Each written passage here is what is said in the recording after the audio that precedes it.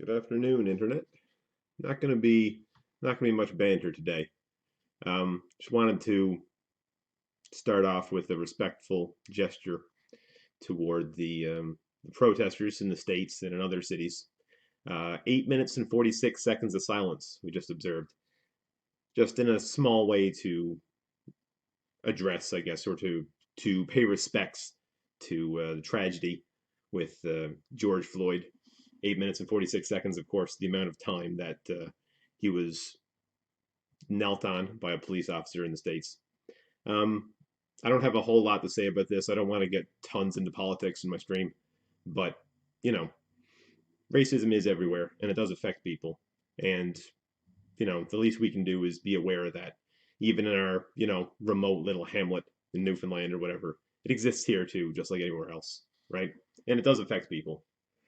Um, I don't want to get into the whole phrases thing and the debates over like, oh, should we say Black Lives Matter or should we say All Lives Matter, right? Like this endless arguing over terms and stuff is nonsensical to my mind. It's the message behind it that's important.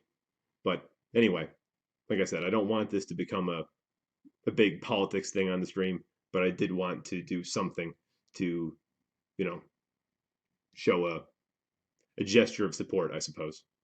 But anyway, I do have math to get to today. Venn diagram set notation. Gonna get into those first. So now I will pop back up on my stream, and we're gonna switch on back over to to my document display. Here we go. Now back to normal. And yeah, I'm gonna get into some Venn diagrams stuff here right now. So Calais, this was part for you. You had asked for this question. Very sorry that I didn't get to it yesterday. I did say I was going to get to this part yesterday, and then I didn't. Oh, crap in a hat. Was I repeating that whole time?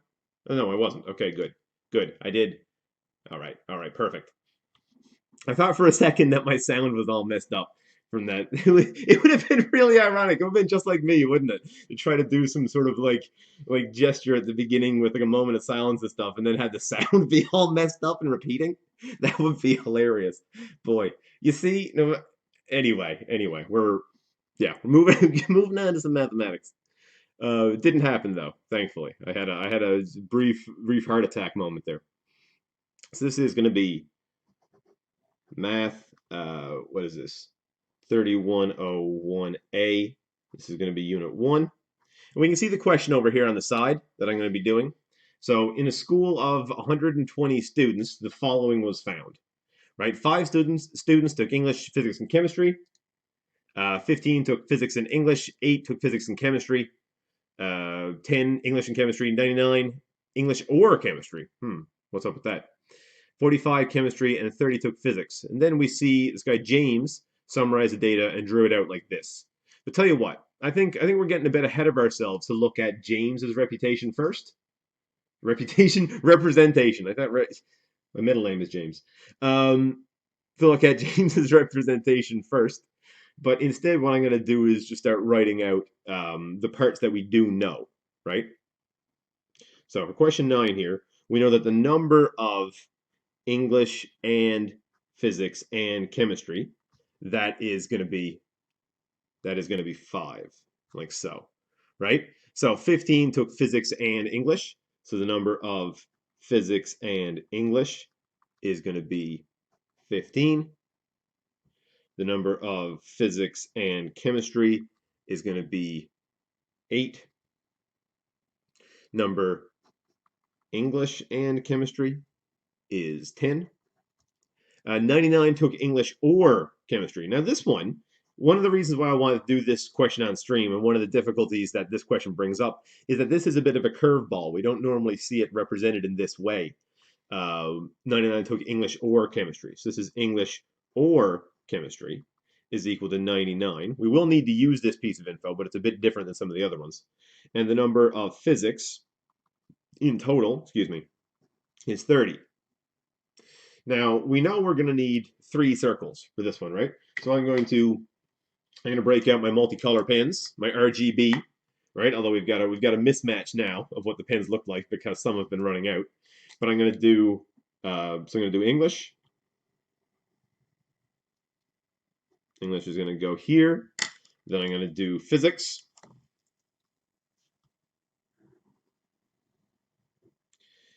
Physics I will do over here. And then chemistry.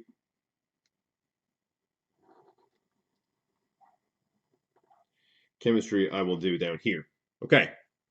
So what I would like to do is I would kind of like to skip to part B first here. Whenever I'm telling students in class how to do this one, I recommend to do B first. And Calais, I would say the same thing for your questions as well, right? Because starting at the middle, I find helps us to understand it a bit more. And then starting off by looking at James's one, well, it might not be obvious right away what the problem is over here with this one, but once we draw out our own, I think it'll become a lot clearer what the problem is, right?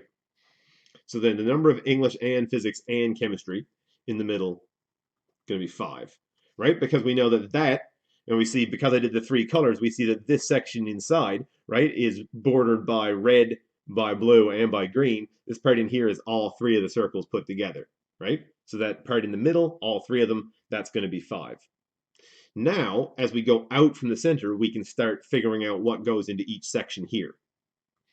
So for example, this section here, right? This one is English and chemistry, because it's E in the E circle and in the C circle, but it's not in the P circle.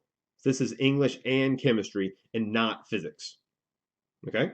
So we know that the number of English and chemistry is 10. But does that mean that we just put a 10 in here? If we just put a 10 in here, there would be 5 there and 10 there. So there would actually be 15 in the section between English and chemistry, right? Because remember, right now, we're only concerned about English and chemistry. So we can kind of ignore the red circle entirely. Don't even think about that one for this second. So this sort of almond-shaped area here, this needs to have a total of 10. For this to have a total of 10, what's got to be here? Well, it's obviously going to be 10 minus 5 equals 5. So we'll put in a 5 over here, right? Now it works, because now the number of English and chemistry is this full section, which makes 10. And we're going to have to do the same thing for the other ones as well. Like up here, this one, we know the number of physics and English is 15. So up here is going to be 15 minus 5 equals 10. So there's going to be a 10 up here. Same sort of deal for down here, right? We've got physics, we've got chemistry, right? The number of physics and chemistry is 8. So what's got to be in here? 8 minus 5 equals 3. So in there we put our 3, right? And then now we can start. This is the kind of thing we've seen in a bunch of questions. And Calais, I know I did question 7 on this assignment earlier, although I did it from the book. It turns out question 7 is exactly the same as one of the book questions, but you know, whatever. Why improve on perfection, right? The book's already great, so we'll just use those. That's fine. But we know now that the number of physics is 30. So this whole red circle now, just the whole red guy, that's got to be 30 in total. So how are we going to find out what part goes over here? Well, that is, of course, going to be 30, subtract 10, subtract 5, and subtract 3. So the whole circle's got to be 30. So this part here is going to be 30 minus this part, minus this part, minus this part. So that then is going to equal 12. So we know that 12 goes down out here, right?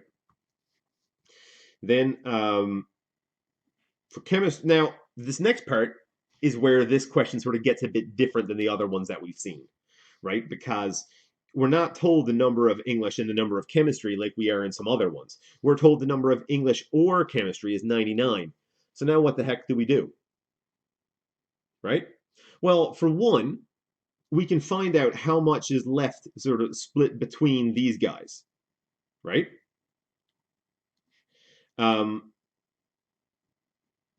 Let's see. But we know, we also knew another thing, right? We knew that. Now this was important to write down. Maybe if you were watching, maybe you were saying that to your screen as you're watching in the future, right? Or saying it to past Peter. My God, you needed another piece there, right? We needed to know that the number of total students is 120. So all these guys together add to make 120. But we also know that this, that, and that all add to be 99. So how are we going to use that to sort of write in here and figure it out? Well, let's figure out what's left over for just these two, right? So we're going to do 99 minus 10 minus 5, and minus 3, which is the same as 99 minus 23, which is then going to be, of course, 76. Right? So there's 76 to be split between these two guys. So how can I go about writing out what all that's going to be? Right? Well, whatever this has got to be 76 minus that, right? So we do know that much. We do know that, say, if this is x and this is then going to be 76 subtract x, we can say that, right?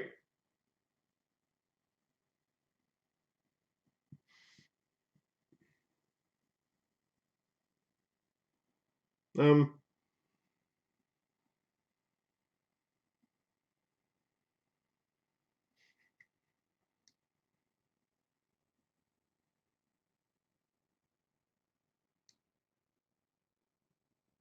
Now, okay. So if we were to go ahead, we would say that there would be 120 in total. We get, hold on a second.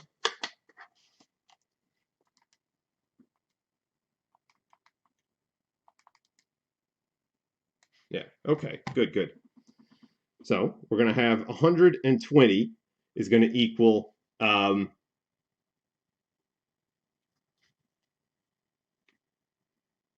me see something here.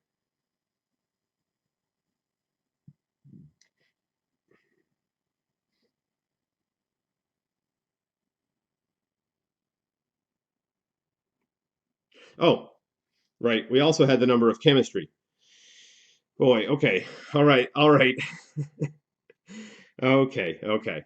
Now this works. What I was doing here, I knew, again, I knew I was forgetting something. You see, boy, oh boy, I'm yeah, not firing 100% right this second. This is true what I've got written out here, but hold the phone, hold the phone. We know that chemistry is going to be 45 in total, right? Okay, so let me just go back because I knew that what I was doing was a little bit wrong. You see, I knew what I was doing was a little bit wrong because I was thinking, well, this is going to work to get me the number outside, but I'm not actually going to be able to know the numbers in there. But then I look back and, oh, 45 students took chemistry. Well, that was important, right? I kind of needed to write that part down. Right, okay. But anyway, I will get to that in a second here. So we know that 45 took chemistry. So what's this part out here got to be? Well, that's got to be 45, right? Subtract 5, and subtract 3, which is 45 subtract 13, which is 32. So we know that 32 goes out here. Right. Okay. Now, now we got there. We did it. Got there in the end. Now what I know is that since number of English or chemistry is 99, all of these ones and this added together have to be 99, right? So I know that 99, this part out here is going to be what's left over, right? So it's going to be 99 minus 10 minus 5 minus 5 minus 3 and minus 32, which is going to be 99 subtract, it's 20, it's 23, 23 and 32 is going to be 55, right? Which is going to be 44. So there's actually 44 over here just taking English. Okay. Now we've got there. Oh, my camera's doing its darkening thing again. There we go. Okay. Now what I can do is I can go ahead and figure out how many are left over on the outside, right? Because the number on the outside is going to be the number total, the number that's left over from the total, basically, right? So I'm going to do 120 minus 44 minus 10 minus 12 minus 5 minus 5 minus 3 and minus 32, right? Which is going to be 120 minus, let's see, that's 54, 66, 71, 76, 79, 111. That's going to be 9. So now we know that there's 9 left over on the outside. So this is what our graph is going to look like, right? I know I've crammed it in there a little bit now, so maybe it's a bit tougher to see, right? And but we got there, right? That's the important part. So what we've got now is what the correct Venn diagram should look like. I'm going to go over now and I'm going to slide this over. Let's look at what James's mistake was. Now, James's mistake is the same mistake that students make frequently in that he didn't subtract the center bit from this one, from this one, and from this one, right? All he did was he said, well, we knew that the number of English and chemistry was 10, so he filled in 10 down here, right? Which is not where you would put the 10, right? This whole section here needs to be 10, right? So like this section here needs to be 10, which means this has to be 5 and this has to be 5. Okay? Then it asks how many people did not take either of the 3 subjects? Well, that's going to be 9. Okay, so just to answer the rest of these questions down here very clearly. So Kelly, when I send you these notes, you can see it. So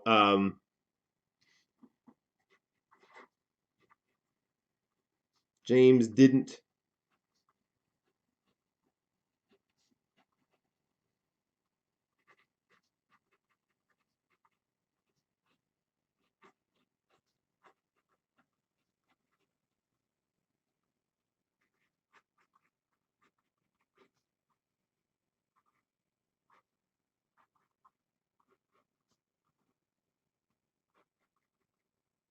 Now I'm going to use set notation to write out the answer. You know, James didn't subtract the center bit from these ones, right?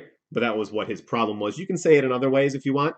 You could say James didn't subtract the center part from the outside parts, something like that, right? But or you could say James didn't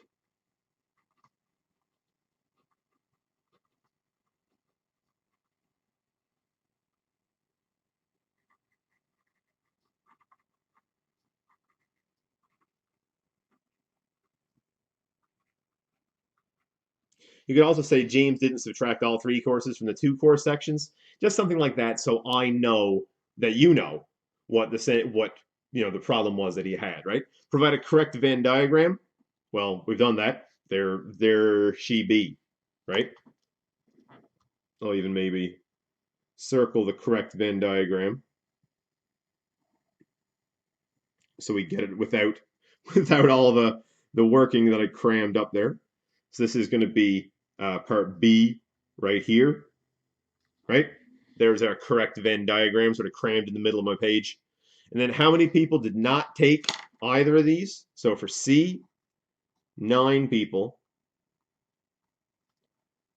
did not take either course.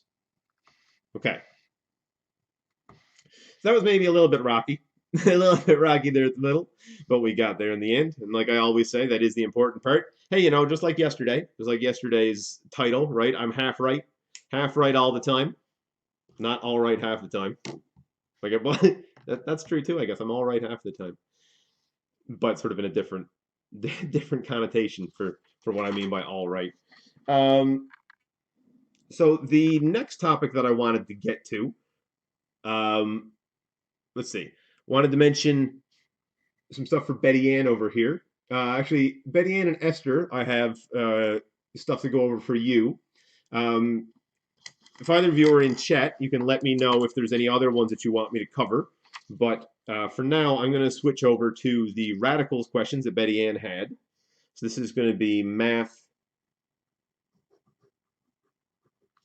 Let me switch my background. There we go. That would be a bit summary. So this is going to be math still, right? We're not switching to English or anything. 2101B, and this is unit 1. Right, and I'm going to talk a bit about some of these specific radical problems, and then I'm going to go over in the textbook, or sorry, in the study guide, and mention a little bit about what makes these impermissible values, rather, or which values are impermissible and why, I should say, to be very precise. Okay, so don't mind me. That's just what I'm going to switch to now in a second. Sorry. All right, so let's see. Betty Ann asked for questions 8 and 9 on here. So let's go through those. Those are really good examples. So question 8 then. You zoom out a touch. Zoom out a touch there. So determine which figure covers the greater area. Do not use a calculator. Oof, that's rude. Do not use a calculator. Okay, so for 8a, well, what's the area? How do we figure the area of a rectangle? Well, of course, I mean, I'm just going to write it in. We don't even often write it out, but area of a rectangle is just length times width, right? Like, whatever. So all we've got to do here is multiply these two guys together. So the area of shape A is going to be 3 root 2 multiplied by 4 root 6. Okay? So one reason we can do this without the calculator is just because the math it is actually fairly easy, right? The arithmetic that we have to do here. 3 times 4 is going to be 12. So it's going to be 12 root 12, right?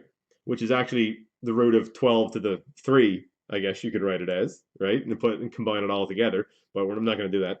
What I'm going to do instead is I'm going to get this as simple as I can, right? And I know that root 12 is the same as 4 times 3, and 4 is one of my perfect squares, right? So I'm going to call this 12 root 4 times 3, which is going to be 24 root 3, because we take the 2 out, right?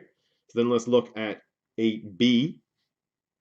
B is, so the area of a triangle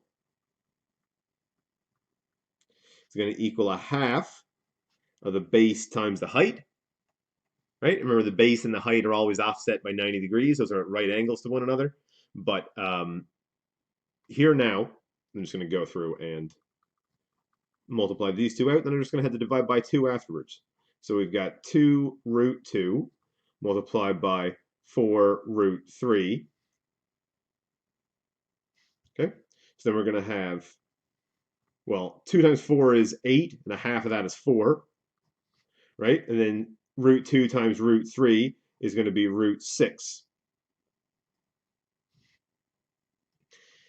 Oh, it's a little annoying. It's a little annoying.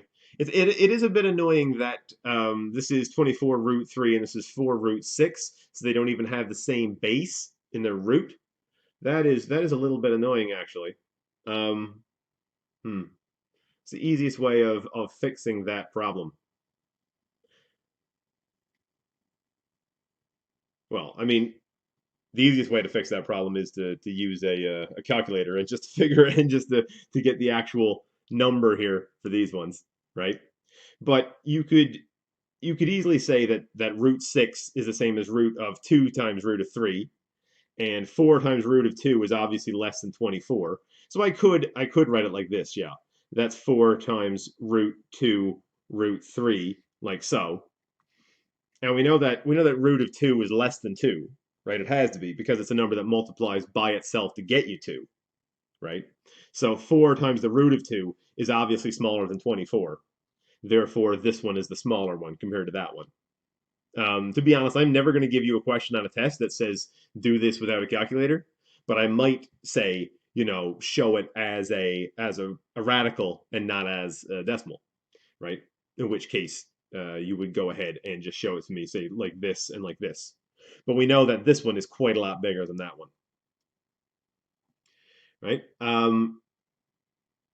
Okay, you also asked for question 9. Let me bring that one up. Question 9. Determine which figure covers the greater area. Did you need to express the areas in decimal form to answer part A? Explain. Well, let's find out. Let's find out if we have to.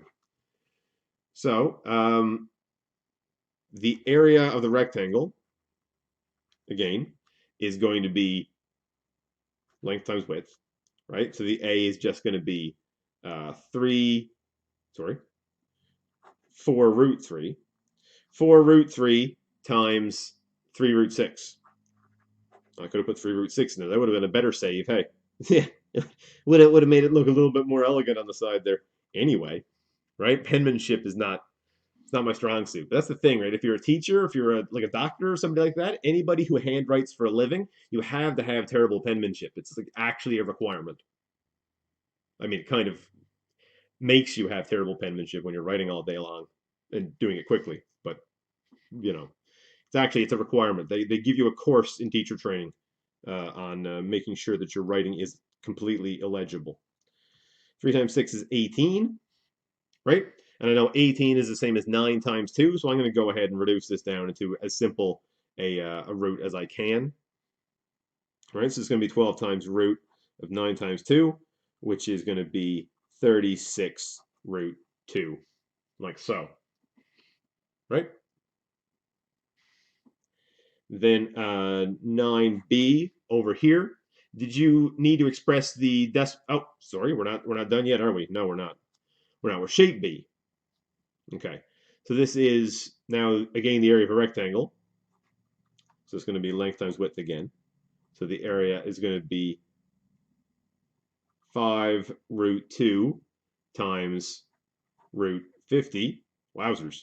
So that is now going to be 5 root 100. Oh, which is going to be 5 times 10, which is going to be 50. Now, do you need to express the areas in decimal form to answer part A? Personally, I would.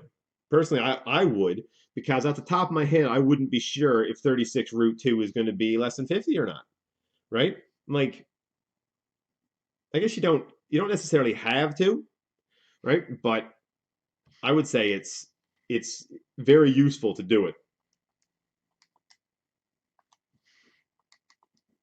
Ah, turns out this one actually is bigger. This one is marginally bigger than this one over here, right?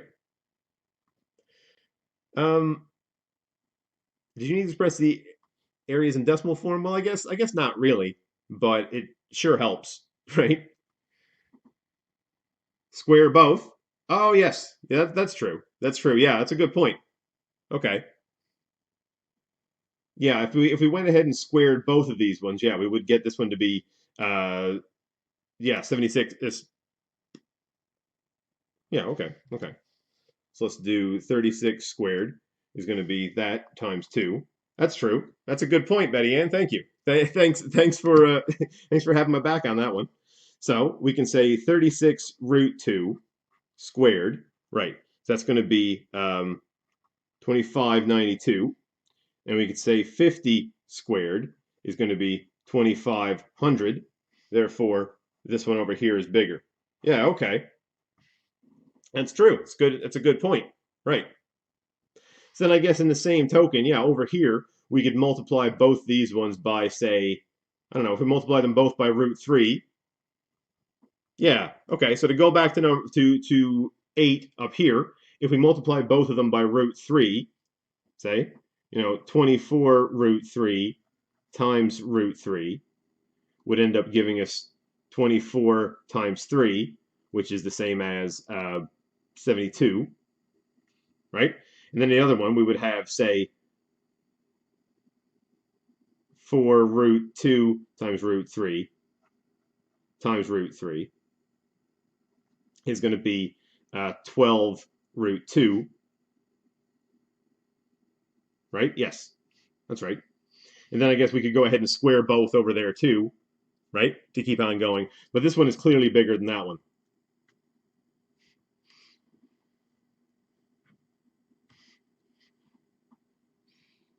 Okay, let me see. What was the next one that you asked for? Number 17. Number 17. Let me scroll down and talk about number 17 for a little bit. Now you did ask for some other examples. Maybe I'll do some more that are like that, I suppose, while we're waiting on these ones. Or not waiting, but while we're working down through these ones. Sound travels through different materials at different speeds. That's true. That's literally true. The speed of sound is modeled by S equals capital E over D, where S represents the speed in meters per second, E represents the elasticity of the material in newtons per square meter. That's a good unit. And D represents the density of the material in kilograms per cubic meter. Oh, great. Okay, so we're getting some physics questions. This is good. Determine the speed of sound through each material as a radical in simplest form. Okay, sure. So then for question 17, right, we have S equals the root of E over D, like so, right? And for part A, we're looking at a material with capital E equals 4,000 and lowercase d equals 0.25. All right, so S is going to equal the square root of 4,000 divided by 0.25. 4,000 divided by 0.25 is the same as 4,000 times 4, because 0.25 is a quarter. Dividing by a quarter is the same as multiplying by 4. So I know that this is going to be a root of 16,000, like so, right? And the root of 16 is 4, so the root of 16,000 should be, what's that, 400? No, wait. Oh, yes, never mind. I was thinking if it had one more zero. My mistake. Okay. Okay, don't mind me. But what we can call this now is going to be the root of 1600 times 10. Right? So because 1600 now has an exact square root of 40. So this is going to be 40 root 10. Okay? So as a radical and simplest form, well, there we go, right? Because we could have done this in several different steps, because when you see this, you probably know to look at it. Hey, 16 is one of the perfect squares that we have, right? So we can factor in a 16 and call this 16 times 1,000. That's true. And then we can break 1,000 down into 100 times 10, because 100 is another one that we know the root of, right? But I just went straight for the 1600 there. Now instead, say if we have B over here, material with E equals 320 and D equals 0.20, right? So S is going to equal the square root of 320 divided by 0.20, like so. S is going to equal, now dividing by 0.20 is the same as multiplying by 5. So 300 times 5 is going to be 1,500, and 20 is going to be 100, so that should be 1,600. Right, but let me just do that one in the calculator just to make sure I'm doing that correctly. 1,600, yeah, that's correct. So now the S is just going to be exactly 40. Right, and S represents speed in meters per second, a very good unit. All right, so I think those were the ones that you wanted me to go over for those ones. You did ask for me to do ones that are similar to that, so I am going to go over a few others there now. Just let me know if there's any specific ones you want me to mention off that page. How's about, let's see. I'm gonna do question 19 here, and then maybe we'll go over and look at the other topic that you mentioned, which was sort of non-permissible values in rational expressions, or sorry, in radicals.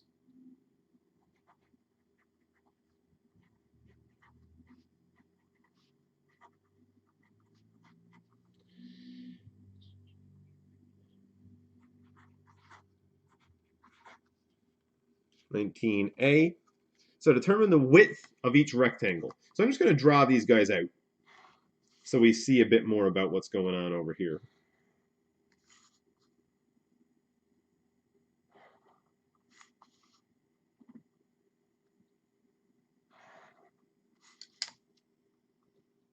So we know the area is equal to 24 root 3, right? This is 4 root 6 meters.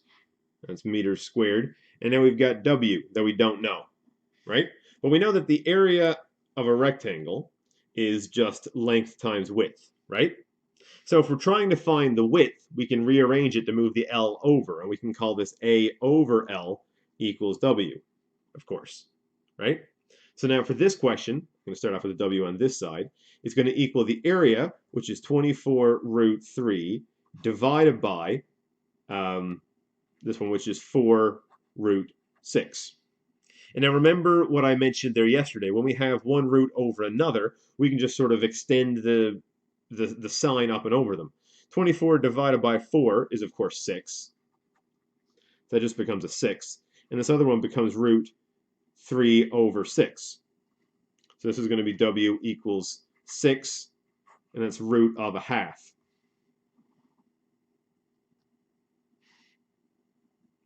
Right? And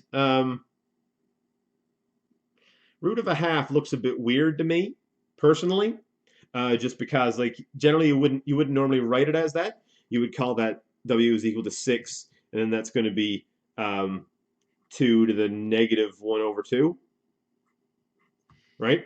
As to show like an exponential root. But I don't think you're going to need to do that one, right? So, I mean, you can correct me if I'm wrong, but I assume that your textbook has been leaving sort of fractions in roots as just being there like so, right? But it's 2 to the negative 1 over 2 is also the way we could represent that guy.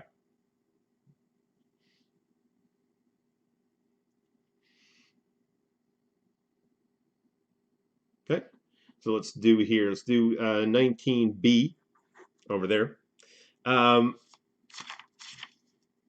Sort of, again, going to be the same sort of deal.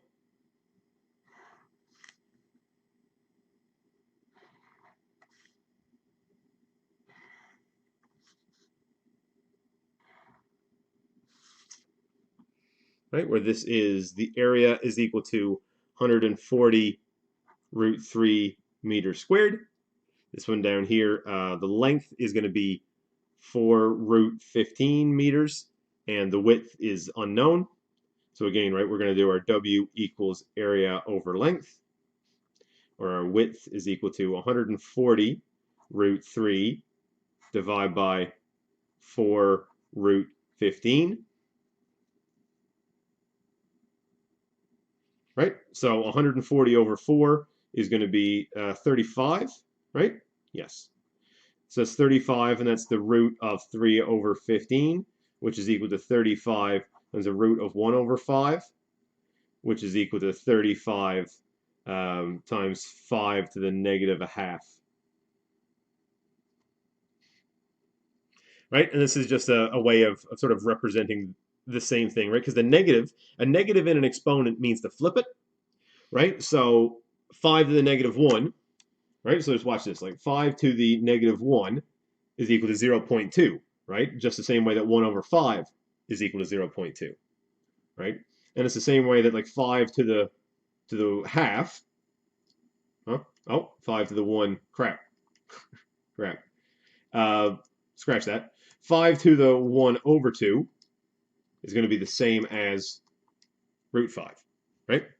So oftentimes the way we would write this one is just sort of 5 to the negative a half instead of being root of 1 over 5. That's fine, right? You can do root of 1 over 5. Right? That's how we would go about doing a question like number 19. Now, Betty Ann, you did also mention that you wanted me to go over, let's see. Nope, that's not the right part. Here it is. So you mentioned you wanted me to go over section 1.4. Which is simplifying algebraic expressions into radicals, or simplifying algebraic expressions involving radicals like so, right? Now, correct me if I'm wrong, but I believe the main thing you wanted me to go over was sort of the non-permissible values, right? And like what makes these things down here true, right?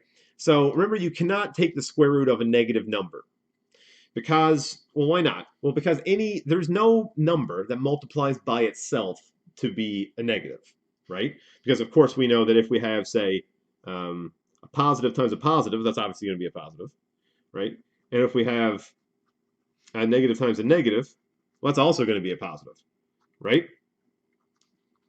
And it's because, and we can see that in a lot of different ways. But imagine that we had a line. Let's just take a look at it. Let's take a look at all the squares. And like I mentioned on one of your activities there yesterday, right? Y equals x squared just shows us. Oh, let me zoom standard. There we go. Right? So this is y equals x squared because all these values here that we see, these are the result if you take this x value and square it. So you see, even when you go into negative values for x, the line extends upwards, right? In positive values, they extend upwards. Negative values, they extend upwards. There's no number that when you square it goes into negative, right? Well, or is there? Well, I mean, there is one. There is one thing that we use that we've made up, right? To be the number that if we square it becomes a negative, and that's I. It's a um,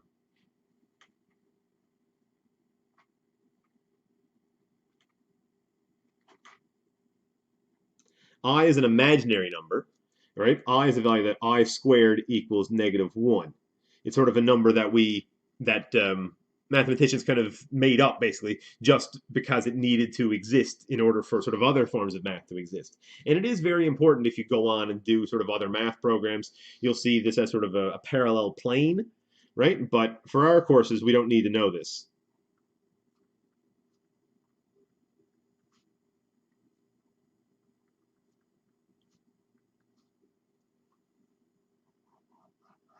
It's an imaginary number that we use to be the square root of -1, but for our courses, we're not going to use that. So the two rules are that you can't take the square root of a negative and you can't divide by 0, right? So basically what you're going to be doing whenever you do one of these questions is saying that values that would cause one of these things to happen are values that you can't take, right?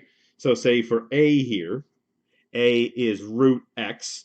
Well, then we know that x has got to be greater than or equal to 0, right? Because if x was a negative value, we wouldn't be able to do that, right? Um, for b, like it says in there, b, x is already squared. So as we saw on our graph over there, if you take a value and square it, the answer is always going to be positive. So b would work for any of them, right?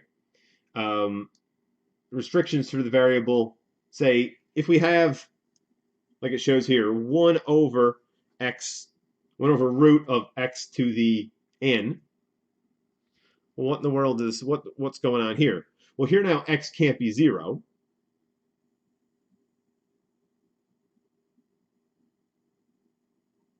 Right? Yeah.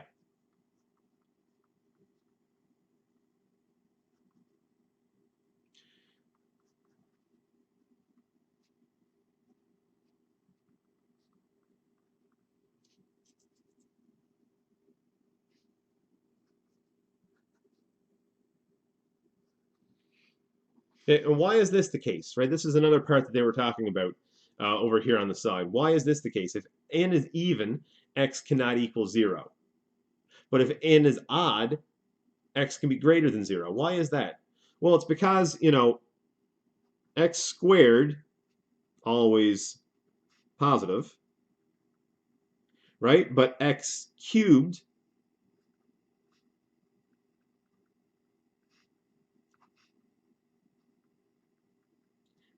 can be positive or negative, right?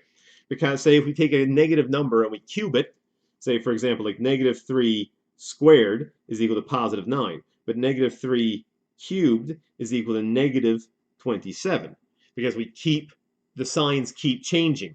So let's go back to our calculator for a second and take another look here. Say instead I put in x to the 3, x cubed, right? I'm going to disable this other one here so we're not seeing it, right?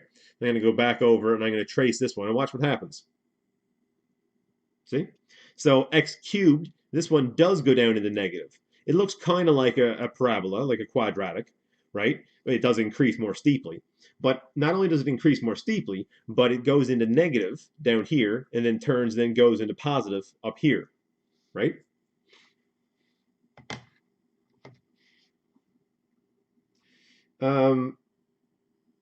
Yeah, the restrictions on the variable for root of x to the n, where n is an even number, our x is all real numbers. Yeah, because you can take the square root of 0, right? Okay. I think that I should explain this first part a little bit.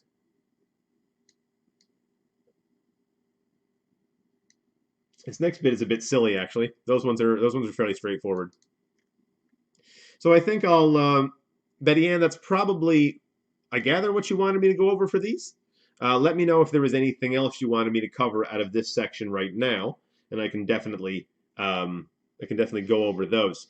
But before, for my last topic today, I do want to talk about what I've got here for Esther as well. And so Betty Ann, yes, if you have anything else, let me know in chat, and I'll get back to that topic.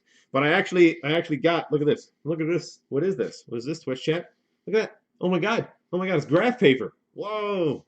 Right? Like I actually, it's a big deal for me, right? As a math teacher, being without graph paper, boy, it's like a piece of your soul is missing, right? It's serious stuff.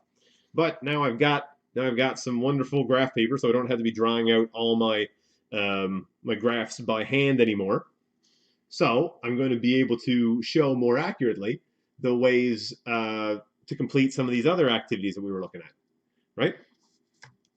So Esther, I haven't sent you the corrections for this part yet, but I will there now in a bit. But first I wanted to go over how we're going to do, let's see, questions 8, 9, and 10. I'm going to do 8, 9, and 10 on here. Okay, how's about, I'll do 9 and 10 first, and I'm going to do 8 after. Yeah, because 9 and 10 are a bit easier than 8, to be honest. So this is now going to be Math 3102B Unit 1, like so. Right? And I'm going to start in then on question 9. So draw the translation for the triangle 3 units up, then rotate it 180 degrees about the origin. Oh, well, hold on. Hold on. I wanted to do the rotations afterwards. That was the whole point of waiting. All right, I'm going to do question 10 first. Look at that. I don't know why they put rotations first in this activity, because rotations are definitely the more complicated of them. But either way, we're still going to do them. I'm just going to do the others first. That's all. Okay. So this is going to be question 10 now. So we've got our shape is 1, 2, 3, 4, 5. 5 up right here. So this is our first point. And then it goes, let's see. This point here is at 4, 2. 1, 2, 3, 4, 1, 2, right there. And then this one is at 4, 1, 2, 3, 4, 5, 6, 7, 8. Right, all the way up there. Well, crap. I'm a little bit off my sheet on here for this one, but that's fine. It's totally fine. So that goes up there, and this point is 1, 2, 3 over here, like so.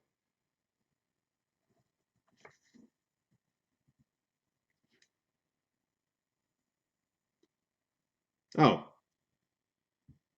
No, I messed up again. Boy, oh boy. I am batting 1,000 here today. Okay, never you mind about that first bit. Never you mind about that first bit.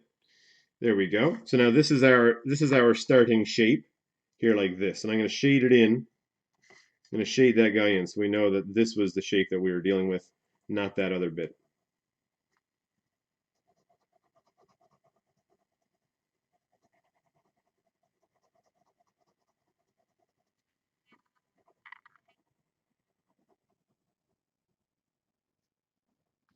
There we go.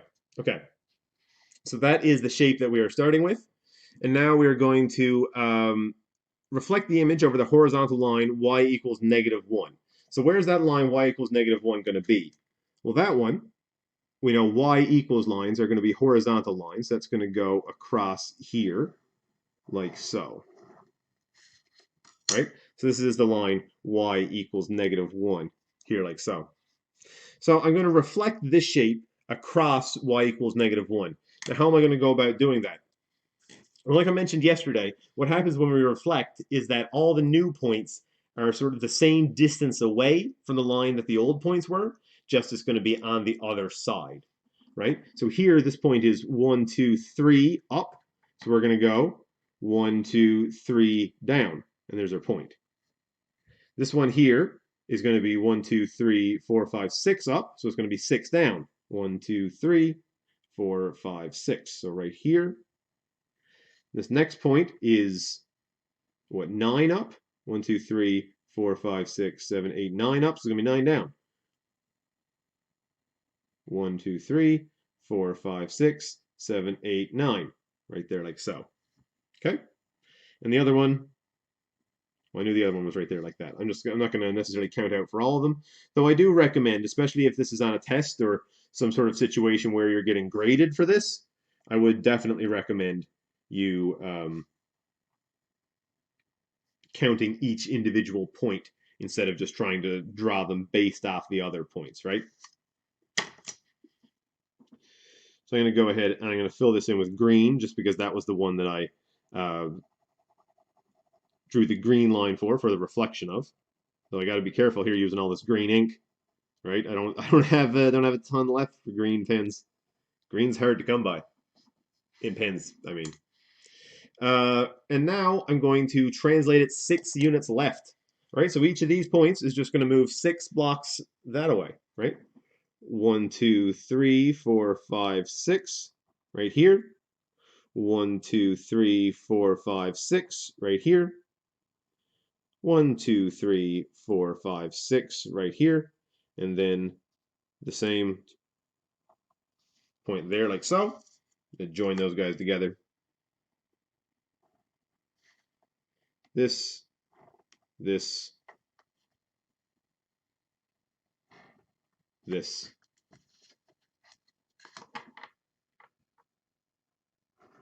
And this is going to be the final shape after it's translated over. It'll be this guy.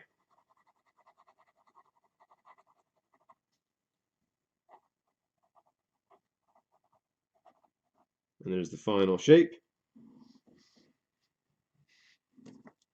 Right, this one here is reflected. So there we go. So really all we're doing with these, it is mostly just taking the stuff and just drawing it over again, kind of, right? But this is the way that we are going to move these ones around. So then let's do question 9 for sure, because question 9 does also involve a rotation, and I do want to show some rotations today. Now, Esther, I saw that you went ahead and did this assignment out. That's great, right? It's good to be working on. No need to be waiting for me if you know how to, do it from just reading the book. That's perfect. But I do want you to be able to show that you use the compass method for doing the rotation. So that's what I'm going to show here now, is the compass method. Right? And I try not to, let me model a good show of having labeled these correctly, Y and X. Same thing over here. I do try to grade these such that, if you make a mistake in an early part, it doesn't necessarily invalidate every other part that you're going to go then do afterwards, right? But it is important to be paying attention when you're going through and making sure that you're getting it, even the easy parts right? Because sometimes it's easy enough to make a mistake in any of these sections, right? So let's see. So it starts off. I've got to redraw mine from here because I still don't. I might have graph paper, but I still haven't got printer ink. But we'll see about that. We'll see if Walmart can hook me up. So this is -5. So that's 4, -4, -8.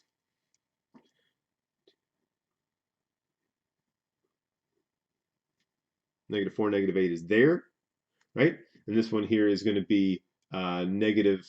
Looks to be -9, -8. So it's 4, 5, 6, 7, 8, 9. This one here is going to be up over there. Okay, so this is the original shape.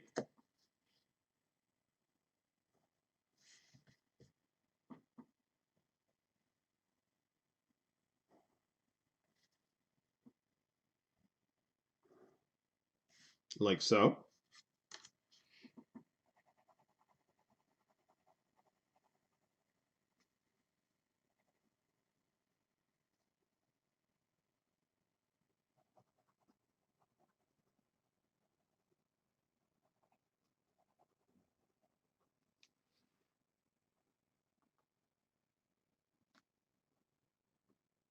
So the original shape is there like so. Right? Now, let's do the translation first. So it mentions on there uh, 3 units up, then rotated 180 degrees. Okay, so 3 units up. Well, I'm just going to 1, 2, 3. That one, 3 points up. 1, 2, 3, 3 points up from there. 1, 2, 3, 3 points up from there. Right? That's not super hard. We're just counting 3 blocks up.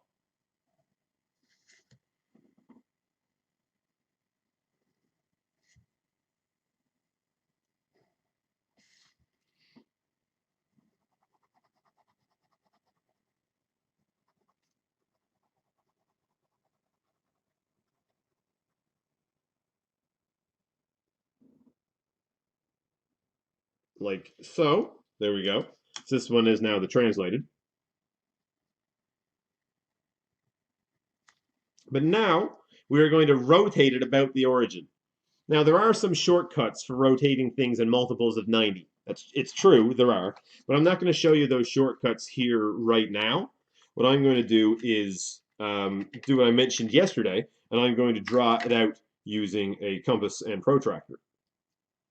Right? Because the compass and protractor method works for every shape that you're going to use, right? For every angle, for every shape, for all of it. The shortcut method, while being better for someone who doesn't have a compass, um, cannot can't be used for all different angles, right? So here now, I've got a compass set up, see, like so. And what I'm going to do now is I'm going to rotate uh, this green shape about the origin over here. So how am I going to go about doing that? Well, we're told to rotate it 180 degrees, and we're not told a direction when it's 180, of course, because 180 in either direction is the same. But what we've got to do is we take this point, so the metal point, the one that doesn't have a lead in it, and that one's going to go here on our center of rotation, which in this case happens to be the origin. See that? It's right in the middle there. Then what I'm going to do is I'm going to get the lead point, and I'm going to make sure that it lines up as best I can with one of the points there on the shape, right? See what I've got done? So now I'm just going to take it and I'm going to draw an arc. And I'm going to continue drawing said arc without changing anything about the compass. I'm just going to rotate it, not going to change how wide it is. So now what I've got, and I'm going to make sure that I go over 180 degrees. I just need to make sure that it's 180 plus, right? So now what I've got done is I've drawn this angle out. So now what am I going to do? Well, right now I need to draw a 180 degree line from here through the middle, right? So it's going to go 180 degrees. Basically what I'm going to do is I'm going to start off, I'm going to use pencil still. Oh, I don't actually have another pencil on handy right now. Okay, that's fine. So what we do now is we draw a line from the center of rotation to the point that we just rotated, like this. Right? So that was our second step. Now what I've got to do is do a 180-degree angle from here. Now normally what you would do is you would take your protractor, you would line it up with the center here and a 0 there, and you would find 180 and you would go over. You would find whatever angle you're doing, right? Because like I said, this sort of method, you can use it to rotate an angle any amount, right? So I could pick, 100 degrees and put a line down here.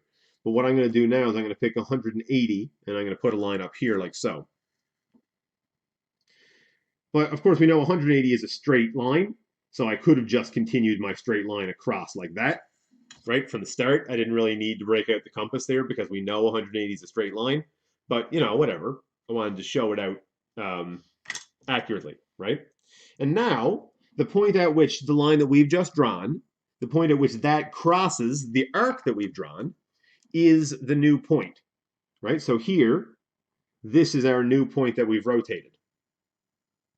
Now I can go ahead and draw the rest of them based off of that point, but you need to be careful with that though, because sometimes when you take something like this and rotate it, you actually end up sort of not reorienting the shape like it needs to be, right? The problem here is that this shape, once it rotates, it's not going to look like the same triangle. Well, what's it going to look like? Well, it's actually going to look like that, right?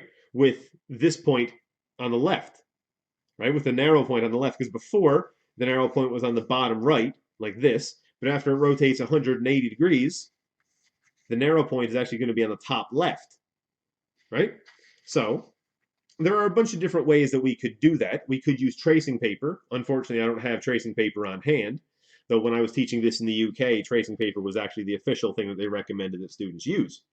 Another thing that you can do, and what I'm going to do right now, just to model sort of good behavior, is that we can just do the same thing again. We can just, I'll just do it again. Take my compass, carry on with the arc like so. Right? I moved that one a touch, but that's fine. Now we get our 180-degree angle, which is, of course, a straight line that goes from that point through the origin, like thusly, right? So it goes from the point that we started with through the origin, and we see where it crosses the new arc that we've drawn. Well, it's crossing the new arc right over here, right? And now I can do the same thing for the last point. This is the way we're going to go about doing these ones.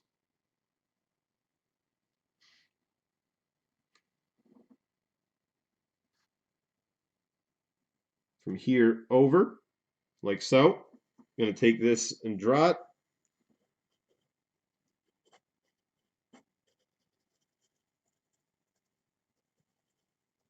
That. Now I'm going to go ahead and do my 180-degree angle, which is to say a straight line. And it's going to go straight from here through the middle, like that, and out to the other side.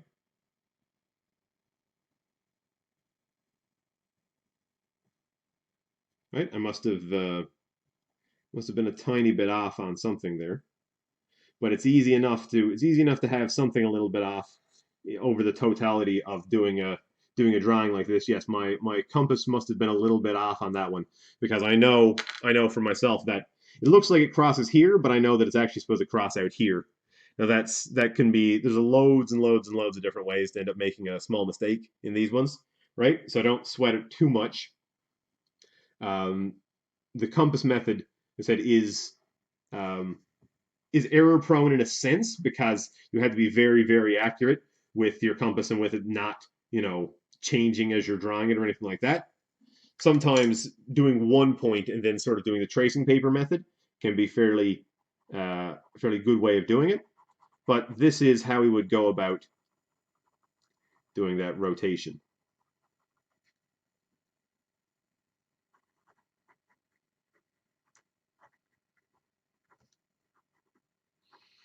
And that one then is the rotated final shape over there. Okay? Yeah, I don't think I'm going to go through... oh, hey, Slayer Darth. How's it going? Yeah, how about I do go down through that last one as well? Because Esther, I know I mentioned that I was going to do the other rotation. Going through age problems in my algebra textbook. Okay, age problems. All right. Yeah. What sort of thing is an age problem?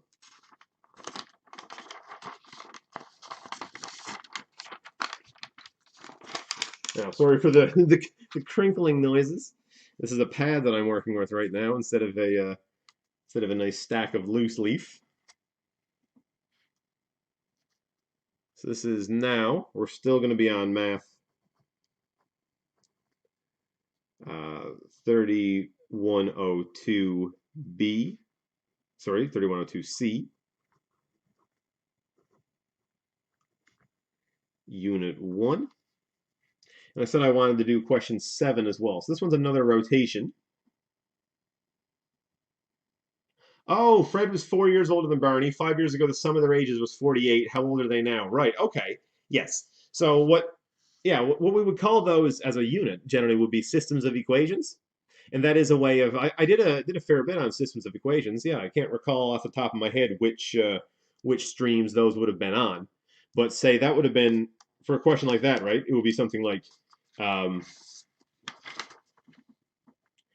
F equals b plus 4, and then b plus f minus 5 equals 48. Yeah, breezing through them. Yeah, yeah, great. Well, you know, maybe you've got a bit of background for those ones, right? Right. So then here now we've already got it rearranged. So like, yeah, we could just go b plus 4 minus 5 equals 48, right? So then it's like 2b minus 1 equals 48, or 2b equals 49, or Barry equals 24 and a half, or whatever, right? Yeah. So that's what we call, yeah, like you were saying, that was systems of equations.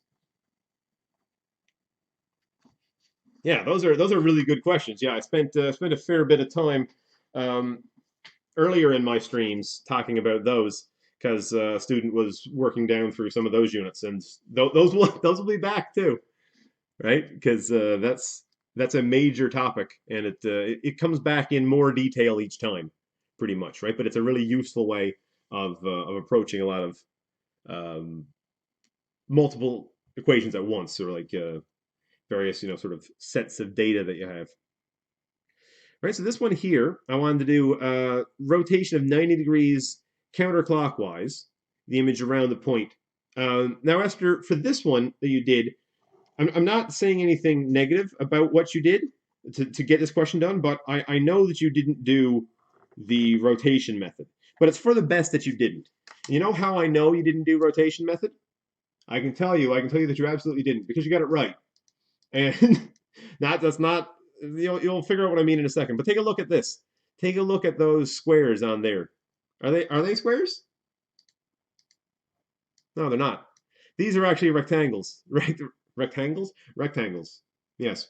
Um, so on here, they're not actually squares, right? So the problem here is that in this printing of the activity, you actually can't really do the rotation the way that I showed on the other one there. On your test now, on your test, these are all fixed. None of these activities have rectangular grids anymore. But on this activity, they do have rectangular grids, which is really unfortunate, which means you can't actually use well, you can't get the right answer by using the compass method. Now, if you did do the compass method and you got whatever, as long as I saw that you did that method correctly, like I saw evidence of like the arcs on there and stuff, I would have given you the full marks for that question, right? Which is generally what I do on this one. But there is another way of doing these, and this is what I think you did, and I'm going to show you basically just the way that we are going to go about it. Now, this sort of shortcut method only works for rotations that are factors of 90. So 90, 180, or 270, right? You can't do smaller angles like this, but it does work just fine, right? So let me just copy down some of the points for this one. So this is going to be -4, -4, right there. Then the next point is 1, 2, 3, 4 below that. I'm doing what I say not to do now, is I'm determining the points based on the location of other points. But that means then that, if I get one wrong, I get them all wrong by doing this. But I'm just gonna, it's okay if I get it wrong. Hey, if I get it wrong, I don't lose any marks. That's the thing, right? Because I'm the teacher. If I get it wrong, I just get to say that it's a teachable moment to see if the students understood. If the students get it wrong, well, I mean, then you got to bring the pain, right? Fire and brimstone. So first, I started going through word problems to realize the importance of assigning people their own variables. Oh yes, yeah, yeah, for sure. Right, like each of the people represents a variable in those ones. Yeah, exactly. Now the point of our rotation here, what was the point of rotation you were asked for? We're on the point -2, 3, -2, right? Now the thing is, Esther, the thing is, your book, when your book tells you the sort of shortcut method, your book tells it to you as only being able to be used around the origin, right? So your book tells you something like, well, basically you take the x and the y coordinate, right? You do like x comma y becomes like um, -y comma x or something like that. Can't really solve more complicated age problems without having per person variables. Yeah, sure, absolutely not. right? And it's those sort of problems are a good way of introducing systems of equations, yeah, which you of course do need variables for. But I'm not going to be showing you this one, right? So this is sort of the way the book talks about it, but I'm not going to introduce you to that stuff at all because I don't really want you to be thinking in those terms. But we can think of it in terms of the distance away from the point of rotation, right? So we know that here, what's the delta, right? What is the so actually let me bring up your study guide for a second. Let me bring up that study guide and I will show you the page that I am talking about, actually. I didn't have this study guide open before the stream began because I didn't anticipate going over this page.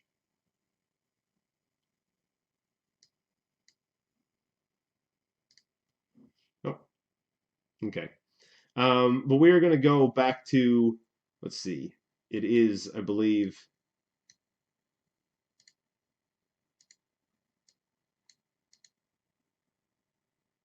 oh, never mind. No, it wasn't in the guide. No, it was in your textbook. It was in your textbook. There was a page. You know what? No, never mind. Never mind. It's it's a little bit out of the way to go get that. So I'll tell you what. I'm just going to keep looking at this one.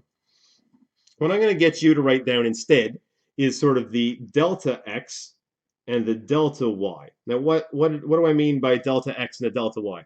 Well, I'm looking for the change between here and here. What's the x change? So how far to the left or right is it? Well, we're going to call this -2, right? So it's going to be when it goes to the left, 2, right? Then we get in line with this point. So I'm comparing this one to this one. And what's the change in y? So it's going to be 1, 2, 3, 4, 5, 6, 7. That's going to be a -7. That's down, right? So we know that we're going to change it to, like it says up here, right? In the previous one that we weren't going to use, we said x and y became -yx, but that's only for when we're rotating about the origin. But for any other point, we can still do it. We just need to have the delta x and the delta y, which is the difference between the point that we're rotating and the origin.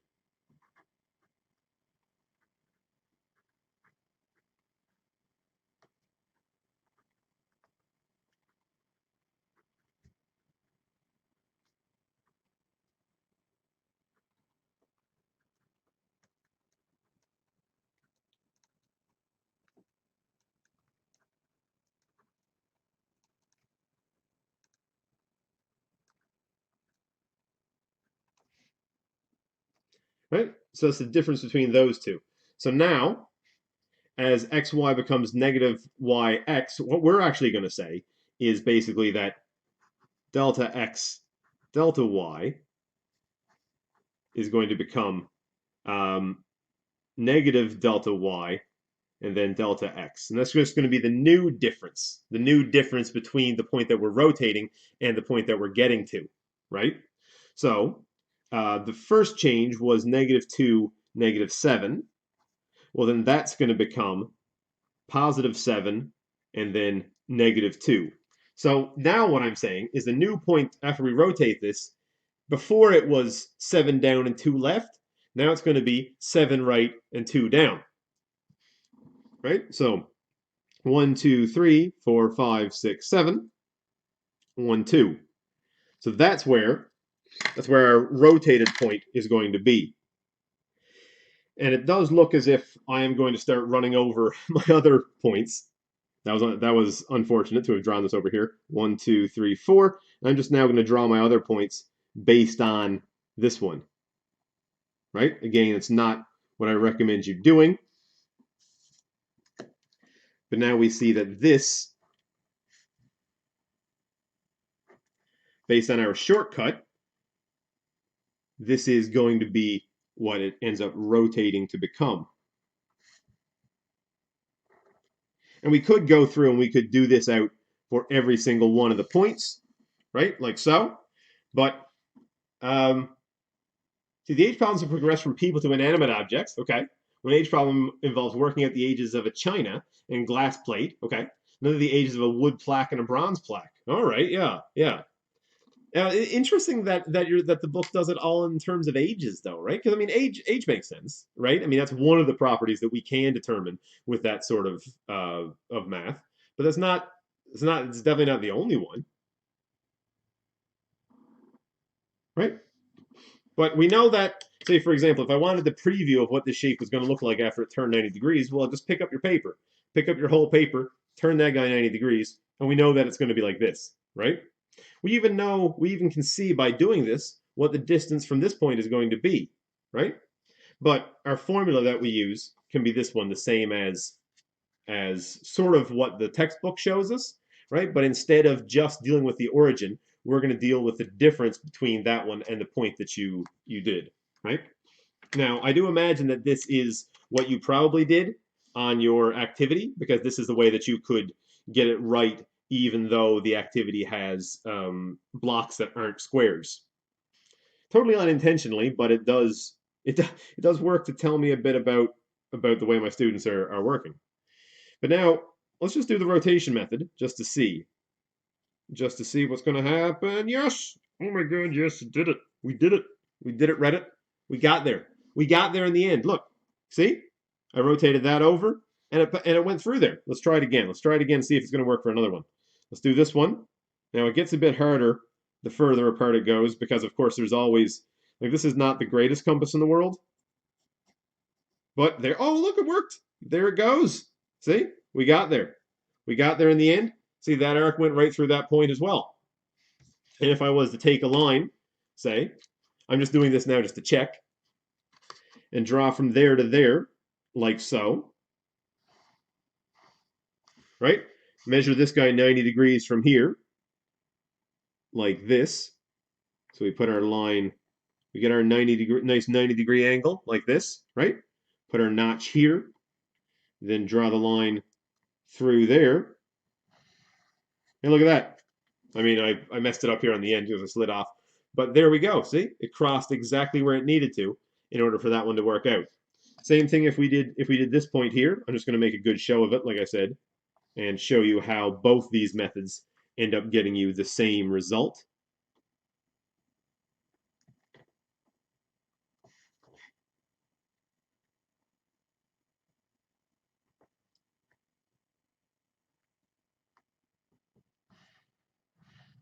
There we go. We got it. Okay?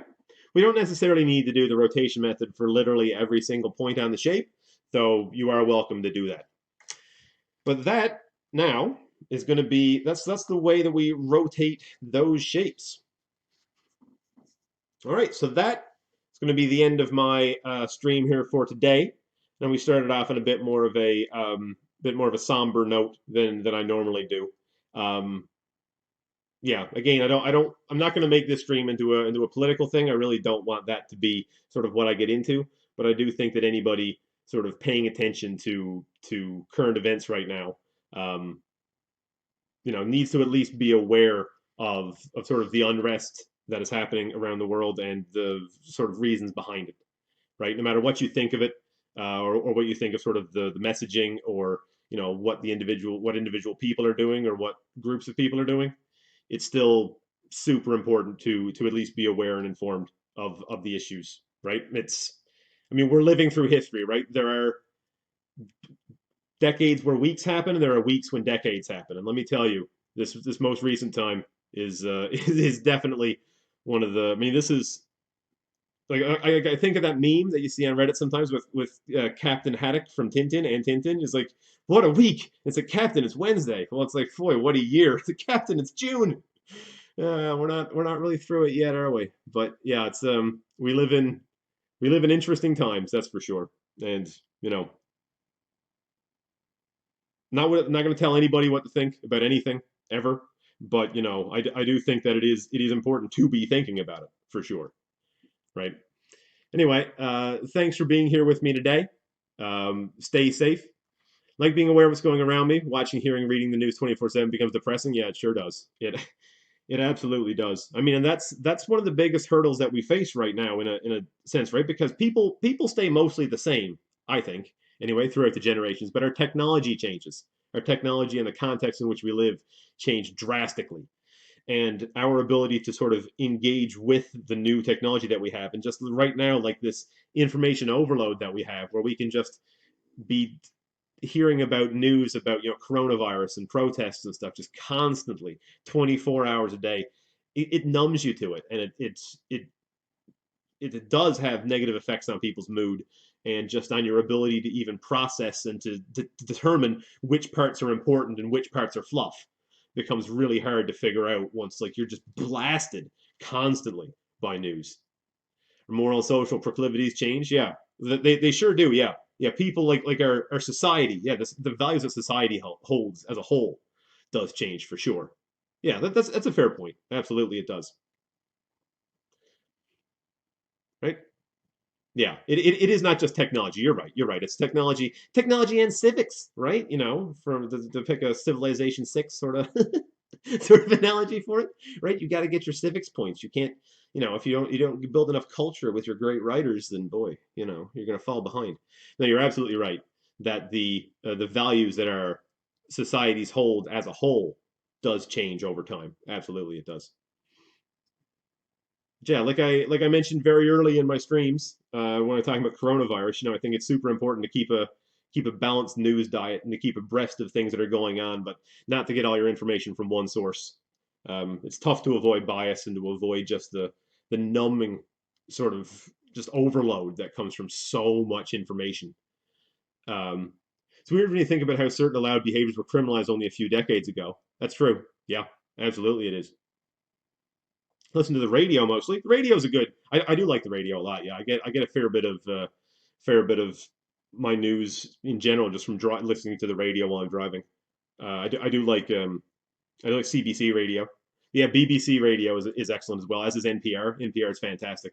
I do like public access radio and stuff. Yeah, it's good.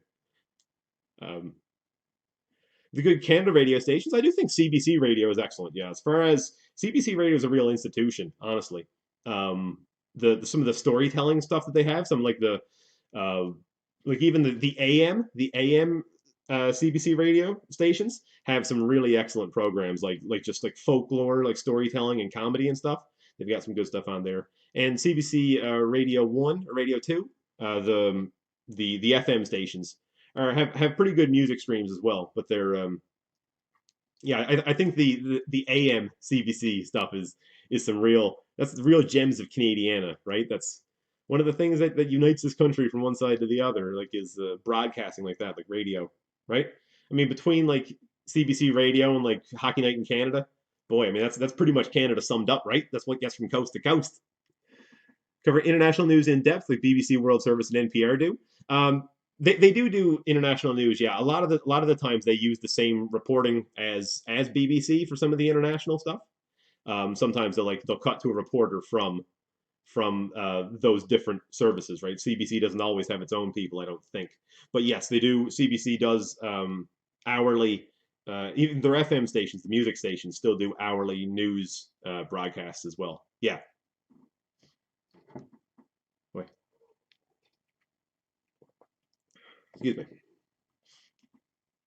Because the BBC World Service often, yeah, yeah. BBC is pretty much like that's some of the gold standard for journalism there as well. Yeah, yeah. It's great to have access to something like that, right? It's becoming increasingly difficult these days to have you know unbiased sort of trustworthy reporting or reporting that is seen as that. But I do think the BBC makes a really good faith effort to have the reporting be factual, right? And not sensationalized or slanted. Granted, I mean you can easily argue that all news is slanted in some extent because what you cover and not cover does indicate something. But like you can't literally cover everything, right? You had there has to be a line drawn somewhere, right? And it's unfortunate, but that's just what reporting is, right? Which is why, like I say, which is why it's important to have a bunch of sources that you go to, right? Because you don't want your worldview to be skewed by the editing, the necessary editing of whatever source you listen to. Al Jazeera English in Russia, yeah, yeah. Al Jazeera English in Russia today, worth a shout out to. Al Jazeera for sure. Yeah, I do read that one a fair bit. Russia Today, yeah, I do. I'm aware of that one. Yeah. Some people say that one's a bit like state run sensationalized. I don't know. I don't know. It's hard to say. I have seen some fairly good articles on Russia Today. Yeah, and it is important to get news from different parts of the globe as well. but Al Jazeera for sure. Yeah, Al Jazeera English I do read fairly commonly. Anyway, I am going to go now and get a few more other things done. BBC is technically state run too. Yeah, that's true. It's true. It is. Yeah, BBC and CBC are right. Yeah, because they are funded nationally. So that's fair. That's a fair point for why Russia Today could be just as valid as say the BBC or something like that. Yeah, that is true. BBC is often critical of their own government, their government. Yeah, that's I mean that's one thing I like to think is a Canadian value too, is being critical of our own government and being parody and satire for sure, but also just normal critical reporting, right? We do Canadians don't tend to be super kind to our own leaders. Like if you look on Reddit or something like that, literally every time someone mentions Justin Trudeau in an international comment, it'll always start off with, I'm no fan of Trudeau, but in this case he did something right. But like that's the thing, every Canadian is no fan of Trudeau from the start, right? Like I don't think there's a single person who's partisan enough to be like, oh yes, I just love Trudeau because he's so dreamy in his hair. And no, it's like we don't. I don't know that Canada treats um, politicians the same as the states might. I don't know exactly how people do, but it seems like there's maybe a bit more factionalization. But in Canada, I got to tell you, like generally people just dislike the current prime minister by default. Which to me is a bit comforting. I find that to be to be the correct way of approaching it, right? Like, be critical of power, right? Because that's just what you got to do, right? Eugene Levy's a funny man. Yeah, absolutely. Or our the Rick Mercers of the world. Yeah, but anyway, I do have some more stuff that I want to go do. My goodness! But thanks for the great conversation. Love being able to talk about stuff like this. You know, in a forum like so, right? But thanks for being here, and I will see you again tomorrow.